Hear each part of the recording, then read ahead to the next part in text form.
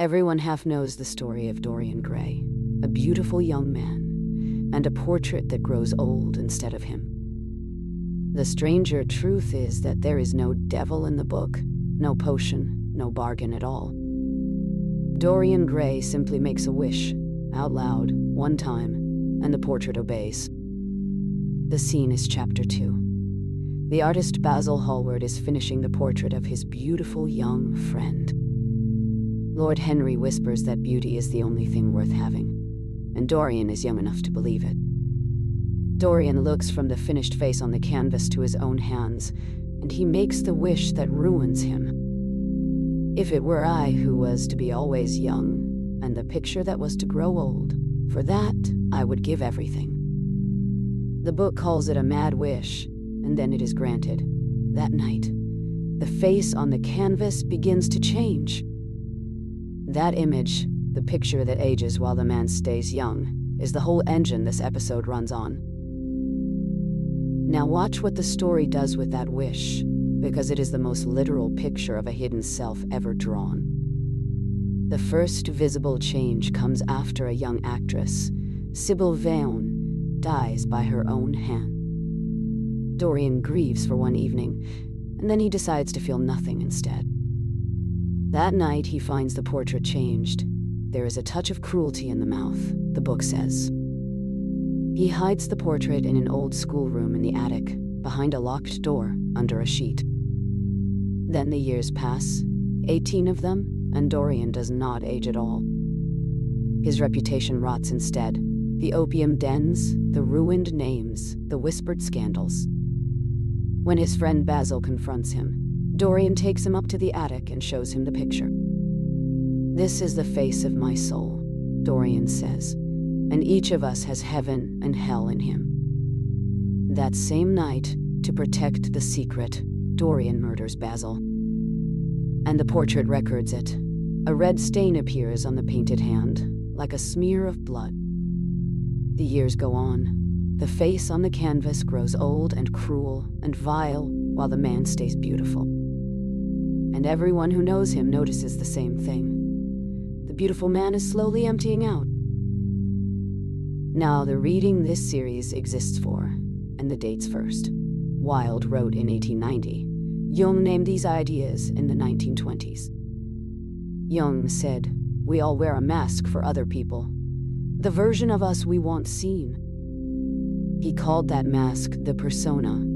One plain sentence, it is the face you present, not the whole person. And he said everything we refuse to put into that mask does not disappear.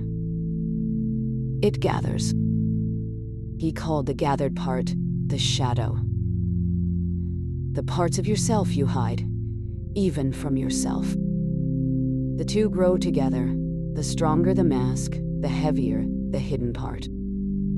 Now look at Dorian. His mask is his beauty, and it is total. The novel says he is it. So his hidden part has nowhere to go except the one thing that can hold it, the portrait. That is the mechanism this episode is about. The mask you show and the hidden self you hand to a picture. A second mechanism rides along, and the story does not hide it. Dorian refuses to grow up. The wish stops time, and with time stopped, nothing can develop. A person who never changes can never become whole.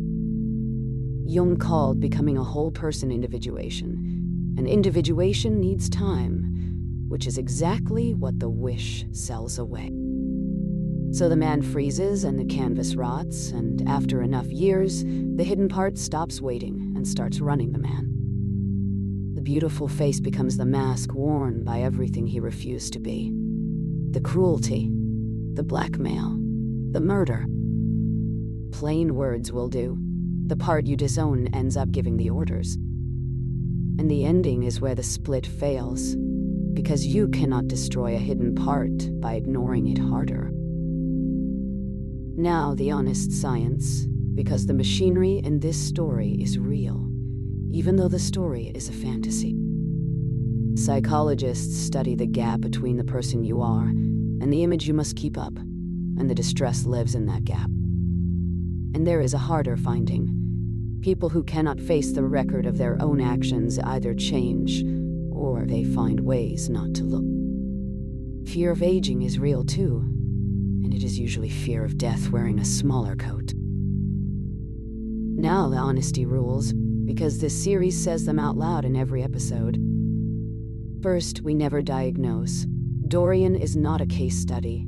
He is a nightmare about what a person could become. Second, Jung never wrote about this book. Not one comment of his has ever been found. The reading is retrospective. Wilde wrote the story 40 years before Jung had names for these ideas. And here is the harder honesty. This lens can find itself in anything. The same story proves the shadow to a Jungian, the buried secret to a Freudian, and hypocrisy to a historian. If a story fits every reading, the reading proves nothing.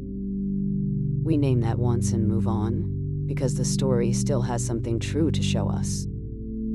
The 1890 book was censored for its homoerotic content, and the fear of exposure runs under the whole story. And the label refuses to grow up fits Dorian perfectly, but the full theory of the eternal boy does not fit him at all. What survives all the scrutiny is one image. The portrait is what you refuse to face, and it does not disappear. It accumulates. The last chapter, Dorian resolves to reform, and then decides the portrait is the record of his shame. He takes the palette knife and stabs the canvas, and the book's final inversion happens. The portrait is restored to its young perfection, and the man collapses into the ruin the canvas had been carrying. When they break in, they find a beautiful picture on the wall, and a dead old man on the floor, knife in heart. The attempt to destroy the hidden self without facing it destroys the visible one instead. That is the thesis of this whole series.